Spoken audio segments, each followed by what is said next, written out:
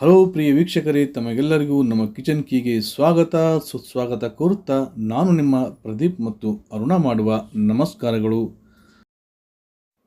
ಇವತ್ತಿನ ರುಚಿಕರವಾದ ಸ್ವಾದಭರಿತ ತುಂಬ ಟೇಸ್ಟಿಕರವಾದ ರೆಸಿಪಿ ಕಾಜು ಮಸಾಲಾ ಚಿಕನ್ ಸುಕ್ಕ ಮಾಡುವ ವಿಧಾನ.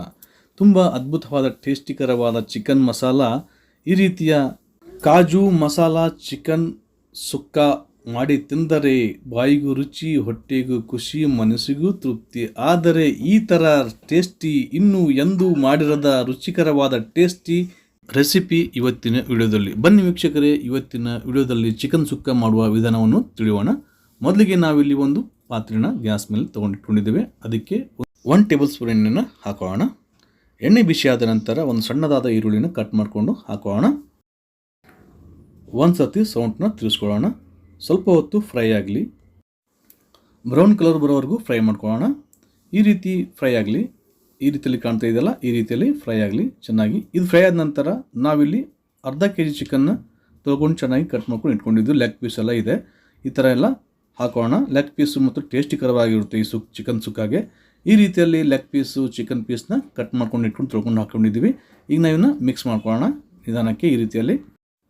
ಈ ರೀತಿಯಲ್ಲಿ ಕಾಜು ಮಸಾಲಾ ಚಿಕನ್ ಸುಕ್ಕ ಮಾಡಿ ನೋಡಿ ವೀಕ್ಷಕರೇ, ನೀವು ಈ ರುಚಿನ ಯಾವತ್ತೂ ಮರೆಯೋದಿಲ್ಲ.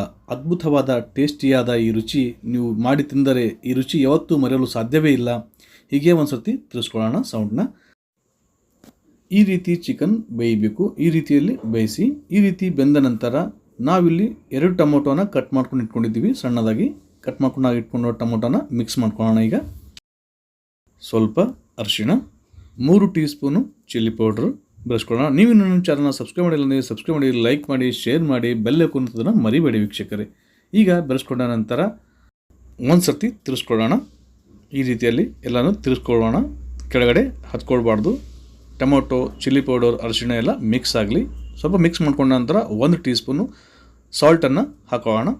ಹಾಕೊಂಡ ನಂತರ ಮತ್ತೊಂದು ಸರ್ತಿ ಮಿಕ್ಸ್ ಮಾಡ್ಕೊಳ್ಳೋಣ. ಈ ರೀತಿಯಲ್ಲಿ ಮಿಕ್ಸ್ ಆಗಲಿ ಎಲ್ಲನೂ, ಸಾಲ್ಟ್ ಎಲ್ಲ. ಕೂಗು ಕೋಳಿಗೆ ಖಾರ ಮಸಾಲೆ, ಮೇಯ ಮೇಕೆಗೆ ಮಿರ್ಚಿ ಮಸಾಲೆ,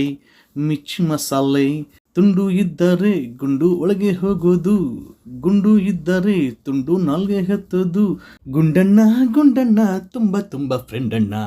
ರಾಣಿ ಮಹಾರಾಣಿ ಚಿತ್ರದ ಗೀತೆ. ಈಗ ಇದಕ್ಕೆ 1 ಟೀ ಸ್ಪೂನು ಚಿಕನ್ ಮಸಾಲ ಹಾಕೋಣ. 1 ಟೀ ಸ್ಪೂನು ಗರಂ ಮಸಾಲಾನ ಹಾಕೋಣ. ಈ ರೀತಿ ಗರಂ ಮಸಾಲ, ಚಿಕನ್ ಮಸಾಲ ಹಾಕೊಂಡ ನಂತರ ಒಂದು ಸರ್ತಿ ಮಿಕ್ಸ್ ಮಾಡ್ಕೊಳ್ಳೋಣ. ಈ ರೀತಿಯಲ್ಲಿ ಮಿಕ್ಸ್ ಮಾಡ್ಕೊಂಡ ನಂತರ ಇದಕ್ಕೆ ಒಂದು ಸ್ವಲ್ಪ ಅಂದರೆ ಸ್ವಲ್ಪ ಈಗ ನೋಡಿ ಈ ಥರ ಎಲ್ಲ ಇಷ್ಟೇ ನೋಡಿರಿ. ಈಗ ಚಮಚನ ತೊಳಿತಾ ಇದ್ದೀವಿ, ಇಷ್ಟೇ ತೊಳೆದು ಇಷ್ಟು ನೀರನ್ನು ಹಾಕೊಳ್ಬೇಕು. ಹಾಕೊಂಡ ನಂತರ ಕುಕ್ಕರ್ ಪಾತ್ರೆನ ಮುಚ್ಚಿ 4 ರಿಂದ 5 ವಿಸಿಲನ್ನು ಹಾಕಿಸೋಣ. ಚೆನ್ನಾಗಿ ಬೇಯಲಿ ಚಿಕನ್ನು. ಅಲ್ಲಿವರೆಗೂ ಒಂದು ಪಕ್ಕದಲ್ಲಿ ಪಾತ್ರೆ ಇಟ್ಕೊಂಡು ಅದಕ್ಕೆ 1 ಟೇಬಲ್ ಸ್ಪೂನ್ ಎಣ್ಣೆನ ಹಾಕೋಣ. ನಾವಿಲ್ಲಿ 6 ಮೀಡಿಯಮ್ ಸೈಜು ಈರುಳ್ಳಿನ ಕಟ್ ಮಾಡ್ಕೊಂಡಿದ್ದೀವಿ. ಈ ಥರ ಸಣ್ಣದಾಗಿ, ಈ ರೀತಿಯಲ್ಲಿ ಸಣ್ಣದಾಗಿ ಕಟ್ ಮಾಡ್ಕೊಂಡಿರುವಂಥ ಈರುಳ್ಳಿನ ಪಾತ್ರೆಗೆ ಹಾಕೋಣ.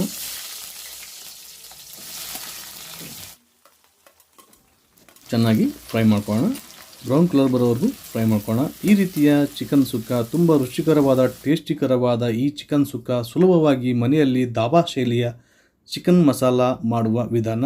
ಈ ರೀತಿಯಲ್ಲಿ ಬ್ರೌನ್ ಕಲರ್ ಬಂದ ಮೇಲೆ ಒಂದು ತಟ್ಟೆಗೆ ತೆಕ್ಕೊಳ್ಳೋಣ. ಈ ರೀತಿಯಲ್ಲಿ ತುಂಬ ಚೆನ್ನಾಗಿ ಬಂದಿದೆ ನೋಡಿರಿ. ಈ ರೀತಿಯಲ್ಲಿ ಬ್ರೌನ್ ಕಲರ್ ಬರಬೇಕು ಈರುಳ್ಳಿ. ಈ ರೀತಿಯಲ್ಲಿ ಹಣ್ಣಾಗಿ ಬ್ರೌನ್ ಕಲರ್ ಬಂದರೆ ತುಂಬ ಟೇಸ್ಟಿಕರವಾಗಿರುತ್ತೆ ಚಿಕನ್ ಸುಕ್ಕ. ತುಂಬ ಚೆನ್ನಾಗಿ ಕಾಣ್ತಾ ಇದೆ ನೋಡಿರಿ.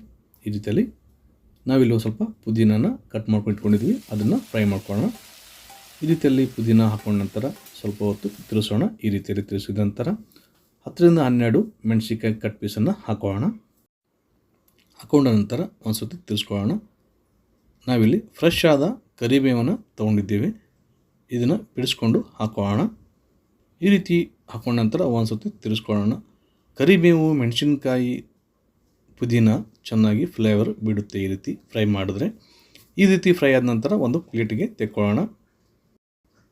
ಈ ರೀತಿ ತೆಕ್ಕೊಂಡ ನಂತರ ಒಂದು 20 ಗೋಡಂಬಿ ಕಟ್ ಪೀಸ್ಗಳನ್ನು ಹಾಕೋಣ. ಈ ರೀತಿ ಹಾಕೊಂಡ ನಂತರ ಚೆನ್ನಾಗಿ ಫ್ರೈ ಮಾಡ್ಕೊಳ್ಳೋಣ. ಸ್ವಲ್ಪ ಬ್ರೌನ್ ಕಲರ್ ಬರೋವರೆಗೂ ಫ್ರೈ ಮಾಡ್ಕೊಳ್ಳೋಣ. ಈಗ ಬ್ರೌನ್ ಕಲರ್ ಬಂದಿದೆ, ಒಂದು ಪ್ಲೇಟ್ಗೆ ತೆಕ್ಕೊಳ್ಳೋಣ. ಈಗ ಕುಕ್ಕರ್ 5ರಿಂದ 6 ವಿಸಲ್ ಆಗಿದೆ. ಚಿಕನ್ ಎಲ್ಲ ಬೆಂದಿದೆ.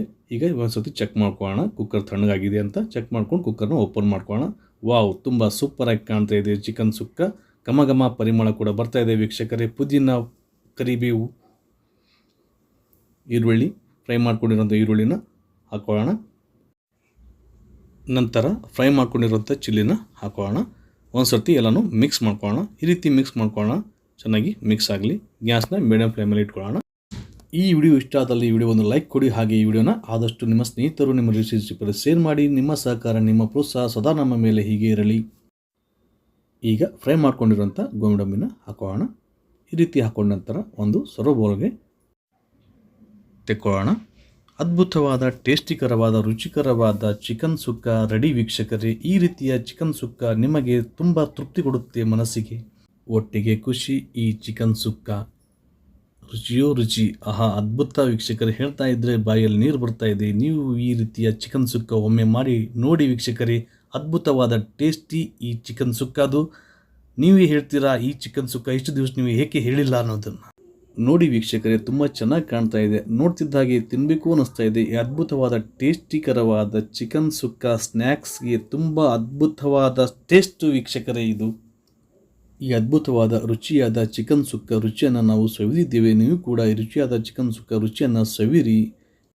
ನೀವು ಒಮ್ಮೆ ಕಾಜು ಮಸಾಲ ಚಿಕನ್ ಸುಕ್ಕನ ಒಮ್ಮೆ ಮಾಡಿ ನೋಡಿ. ಹೇಗಿದ್ರು ಅದನ್ನು ಕಮೆಂಟ್ ಬಾಕ್ಸಲ್ಲಿ ಕಮೆಂಟ್ ಹಾಕಿ. ಮುಂದಿನ ವಿಡಿಯೋದಲ್ಲಿ ಮತ್ತೆ ಭೇಟಿಯಾಗೋಣ. ನಮಸ್ಕಾರ ವೀಕ್ಷಕರೇ.